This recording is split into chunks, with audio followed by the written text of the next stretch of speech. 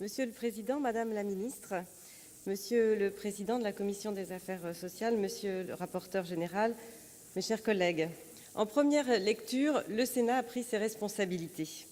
Plutôt que de réécrire le projet de loi de financement de la sécurité sociale pour représenter un contre-budget, la majorité sénatoriale a choisi de le modifier en accentuant les évolutions positives qu'il contenait et en fermant les fausses pistes explorées.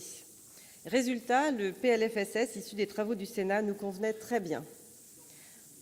En nouvelle lecture, l'Assemblée nationale a maintenu un certain nombre des modifications apportées par le Sénat, certaines d'entre elles étant par ailleurs non négligeables. Nous ne pouvons que nous en réjouir. Sur ces sujets, la navette parlementaire a produit les fruits d'un véritable échange.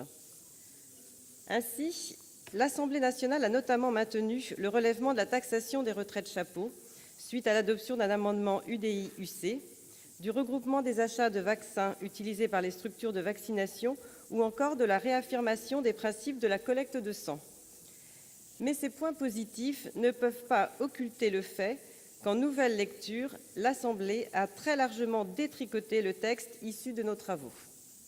Nous le regrettons vivement, parce que ce texte esquissait par bien des aspects une réponse aux deux principaux défis que doit relever aujourd'hui notre protection sociale. Premier défi à court terme, poursuivre la trajectoire de lutte contre les déficits sociaux. Or, la version gouvernementale du PLFSS entérine un enrayement de la dynamique de réduction des déficits.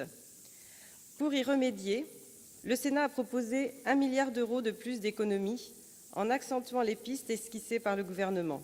Lutte contre les actes inutiles, développement des génériques, meilleure évaluation des médicaments, réforme de la tarification des urgences hospitalières, réforme du temps de travail hospitalier.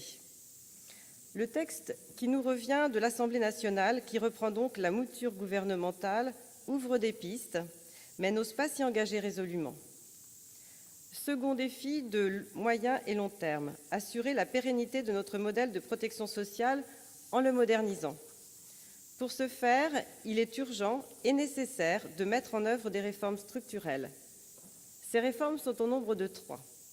Première réforme, celle du financement. En fiscalisant le financement des branches dont les prestations obéissent à une logique de solidarité et non plus assurantielle, à savoir les branches santé et famille. Nous avons déposé un amendement supprimant le CICE et les charges familiales compensées à due concurrence par une augmentation de la TVA.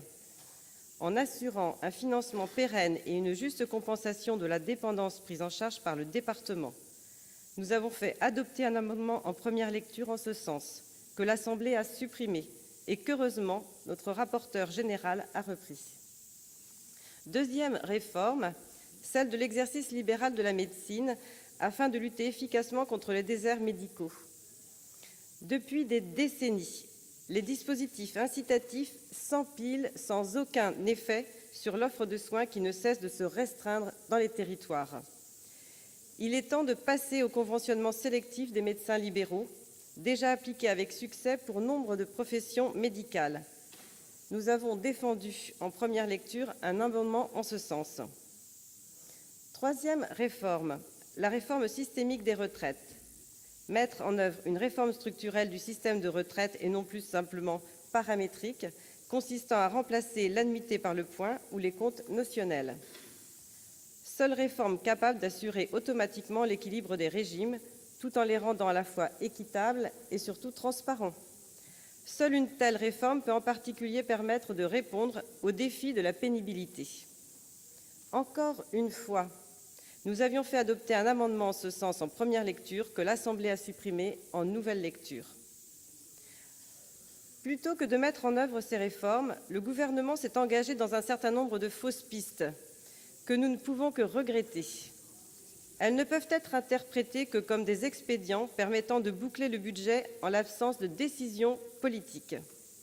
Ainsi, l'Assemblée nationale, pressée par le gouvernement, a supprimé le doublement de la déduction forfaitaire au profit de l'ensemble des employeurs à domicile. L'article 14 transfère à l'ACOSS la trésorerie des caisses de congés payés, ce qui permet de réduire artificiellement le déficit prévu pour 2015. Mais c'est un fusil à un coup. une réforme de tuyauterie purement comptable. Plus problématique encore est la modulation des allocations familiales. Pour ne pas avoir pris les décisions structurelles qui s'imposent, le gouvernement s'est attaqué à la seule politique française exemplaire à laquelle tout le monde était attaché. La modulation des allocations familiales met à mal le principe d'universalité auquel les Français, comme je l'ai dit, sont attachés. Elle n'a pas lieu d'être. Ce qui n'interdit pas de réfléchir à leur fiscalisation dans le cadre d'une remise à plat de la fiscalité sur les personnes. Le Sénat avait donc supprimé la modulation des allocations, mais une fois encore, l'Assemblée nationale l'a rétablie. Lors de cette nouvelle lecture, le groupe UDI-UC aura donc à cœur de rétablir la version du PLFSS issue des travaux du Sénat en première lecture. D'autant plus que, par-delà les amendements de réforme structurelle et la suppression des fausses pistes, le groupe UDI-UC et le Sénat avaient fait adopter d'autres amendements allant dans le bon sens, mais qui n'ont pas résisté à la nouvelle lecture au Palais Bourbon. Ainsi en est-il, par exemple, du soutien aux associations et entreprises d'aide à domicile en alignant leurs charges sur le dispositif Fillon, revisité par le CICE, que notre groupe avait fait adopter. Le vote du groupe UDI-UC dépendra donc du sort réservé à l'ensemble des amendements rétablissant la version sénatoriale du PLFSS pour 2015. Je profite de cette conclusion pour féliciter la Commission des affaires sociales, son président, Alain Milon, nos rapporteurs, en particulier notre rapporteur général Jean-Marie Vanlerenberghe, pour l'excellence de leur travail, et je les en remercie. Merci, Madame Élisabeth Doineau.